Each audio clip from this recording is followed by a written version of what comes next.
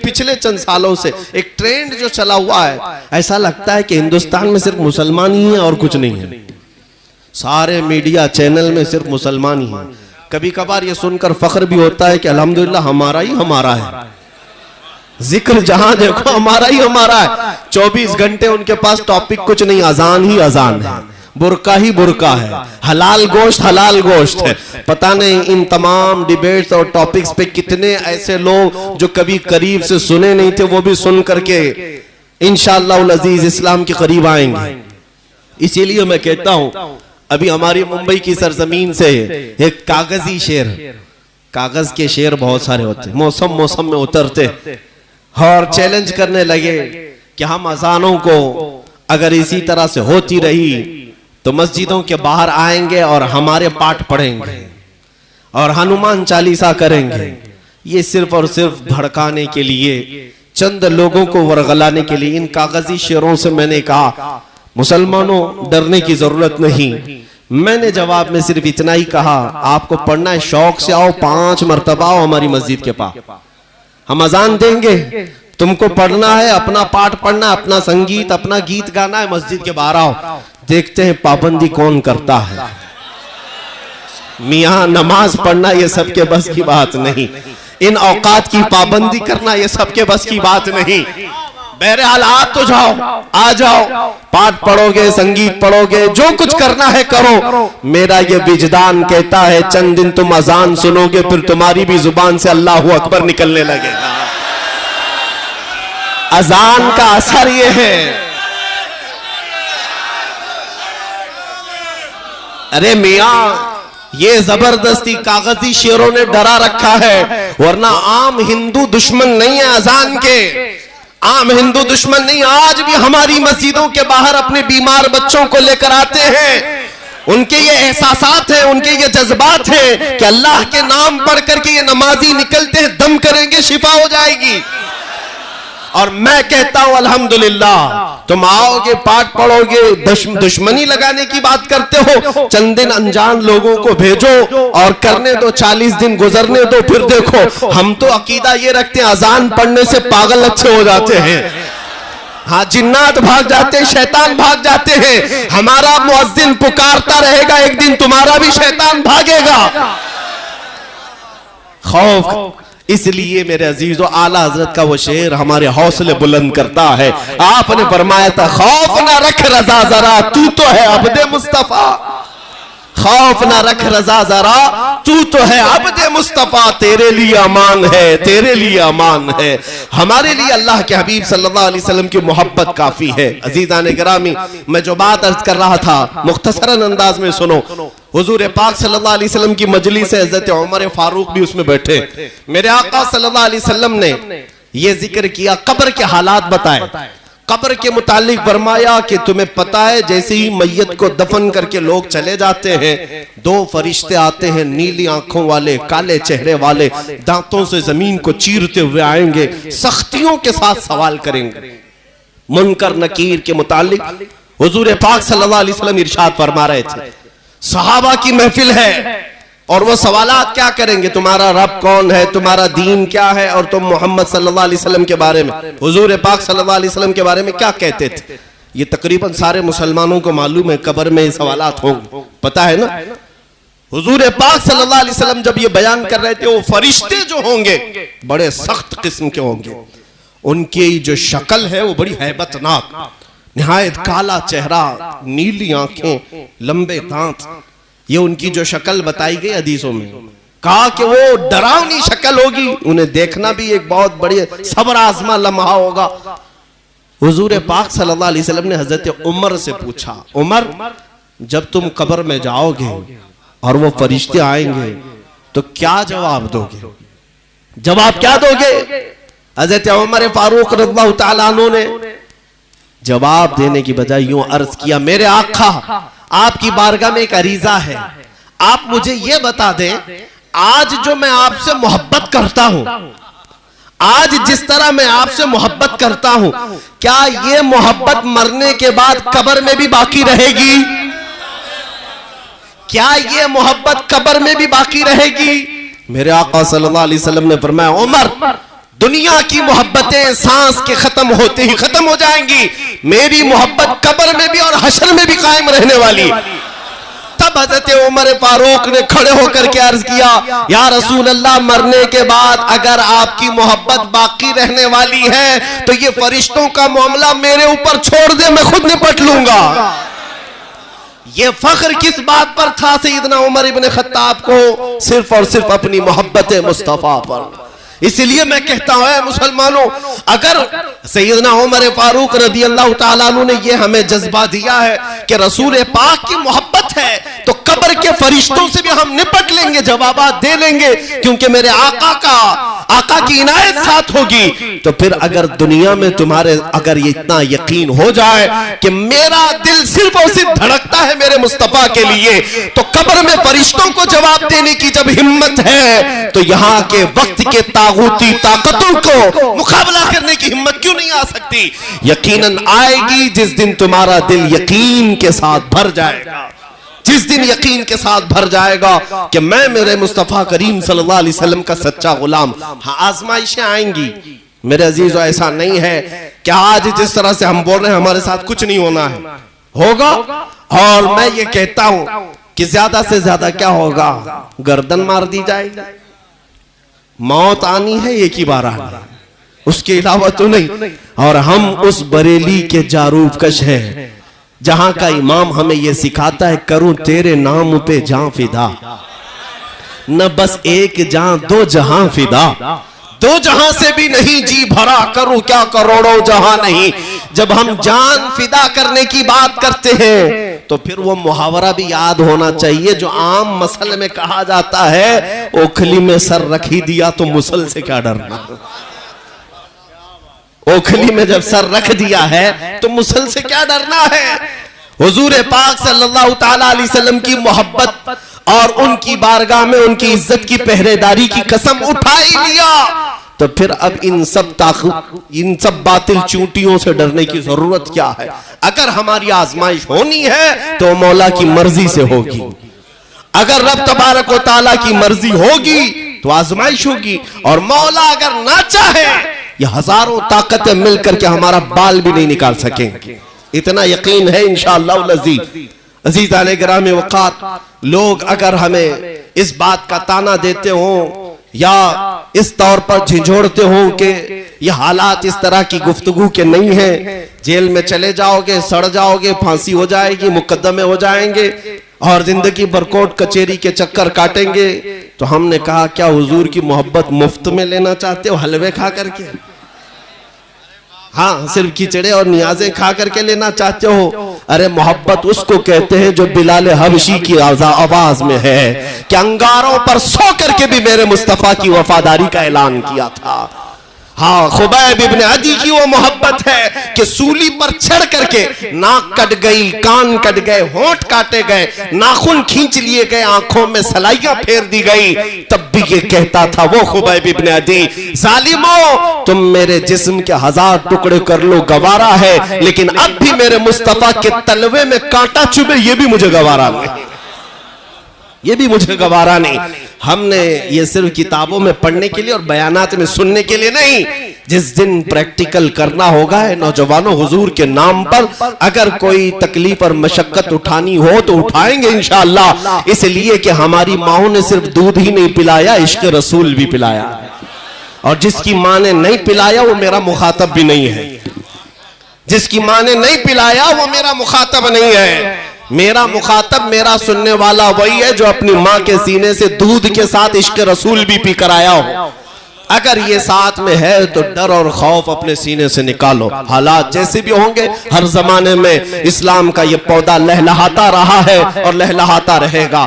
आज जिस तरह के हालात पेचीदा किए जा रहे हैं, मेरे अजीजों में भड़काने के लिए नहीं कहता हूं, मैं सिर्फ और सिर्फ हिम्मत दिलाने के लिए कहता हूं। ये नहीं है कि तुम भड़क जाओ और बाहर निकल करके कत्ल गारत करो, इस्लाम इसकी इजाजत भी नहीं देता।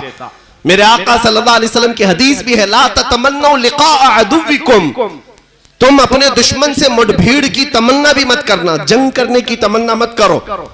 जंगों में सिवाय नुकसान के होता क्या है?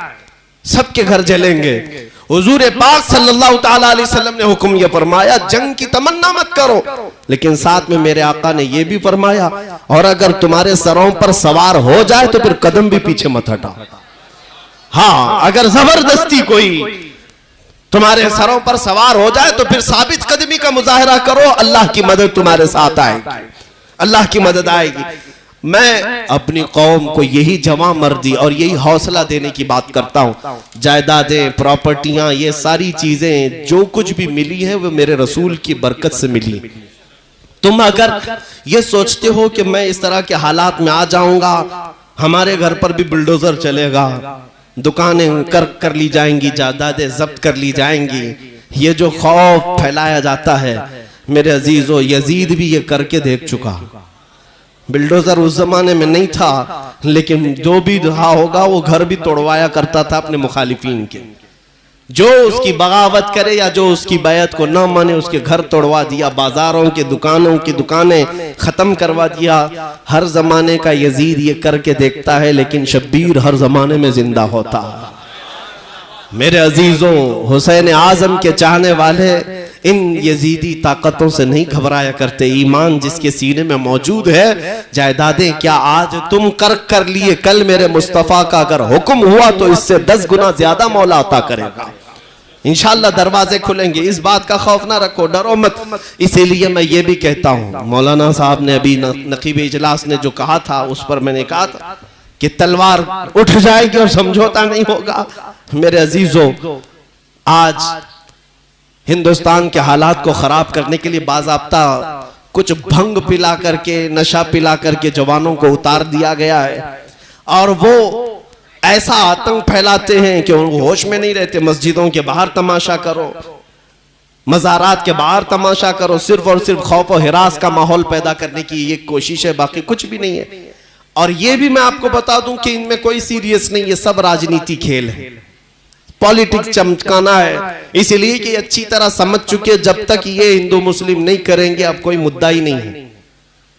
जीतने के और इलेक्शन के ये सब कोई मुद्दे ही नहीं रह गए। इसलिए मेरे अजीजों ये चीजें कर रहे हैं, लेकिन मैं उन कीड़ों से बार बार ये कहता हूं, तुम तलवारें उठा उठा करके मस्जिदों के बाहर लहरा लहरा करके डराते हो, उस कौम को डरा रहे हो जो 1400 साल से करबला सुन रही है। हमें इस बात का वो नहीं है, लेकिन अजीजा ने गिरामी वक़ार, आपको सब्र रखना है। इंशाअल्लाह उल अजीज, रात के बाद सुबह को तो होना ही है।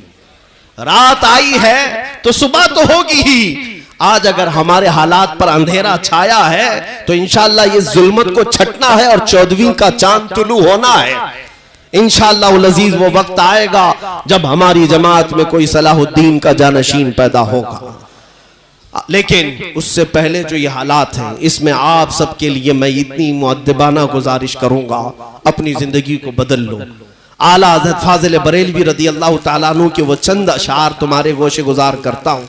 आपने सच फरमाया था, दिन लहू में खोना तुझे, शब सुबह तक सोना तुझे, शर्मे नबी खौफे खुदा ये भी नहीं वो भी नहीं।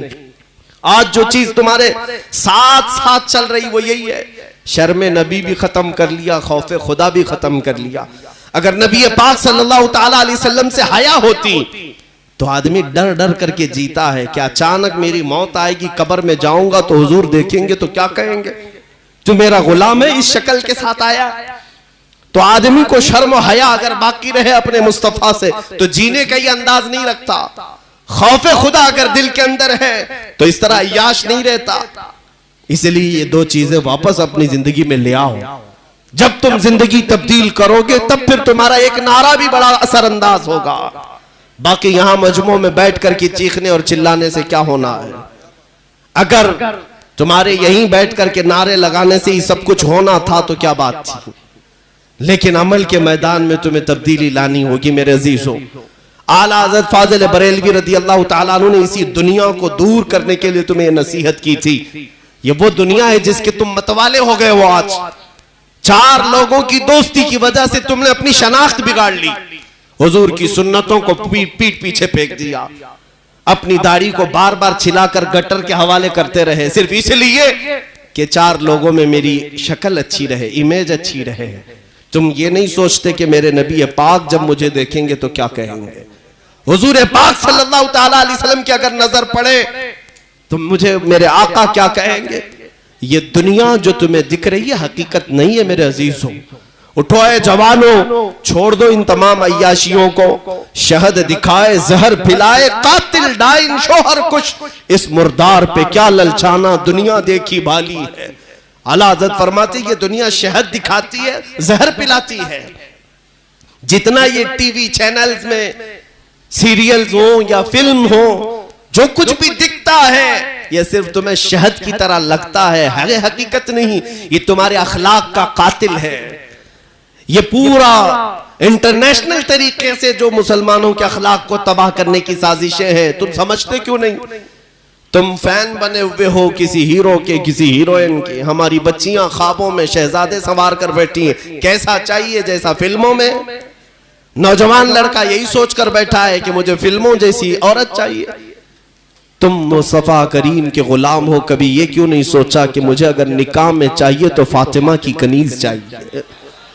एक खातून ये ख्वाब क्यों नहीं सजाती कि मुझे अल्लाह ताला रफीक हयात और शरीक हयात दे तो हैदर कर्रार का गुलाम अता करे। ये मुसलमानों के तौर तरीके थे, लेकिन तुमने दुनिया में मा होकर मस्त होकर किसी और की इक्तिदा को अपना लिया। आ जाओ उसी नुक्ते पर, तुम्हारी कामयाबी अभी भी तुम्हारा इंतजार कर रही है। तुम्हारे तरह नहीं जबरदस्ती करके किसी की इज्जत लूटो, किसी की आबरू लूटो। और तुम्हारे दबंगई एमएलए एमपीस जो तुम्हारे 250 एमएलए के ऊपर तुम्हारे 420 का और 376 का केस दर्ज है, रेप के केस दर्ज है, जिन्होंने बेटी और अपनी समाज की बहू बेटी की इज्जत को लूटी। आज भी गवाह है लखनऊ की दीवारें।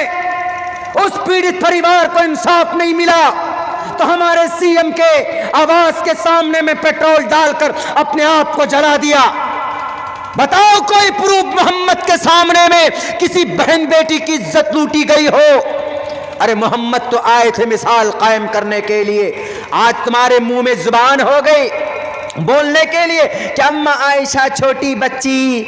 अरे अम्मा आयशा क्या बा गार्जन, और अम्मा आयशा तो खुद गर्व कर रही थी कि मैं मोहम्मद इब्न अब्दुल्लाह की, मोहम्मद रसूलुल्लाह की वाइफ बनने जा रही हूँ, मैं मोहम्मद रसूलुल्लाह की बीवी बनने जा रही हूँ।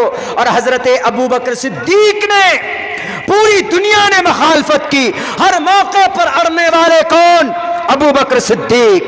अल्लाह के नबी अलैहिस्सलाम एक रोज सजदे में थे काबतुल्लाह में, एक उक़बा इब्न मुईत, अभी मुईत ने ओजड़ी डालकर उनके सर पर डाल देता है।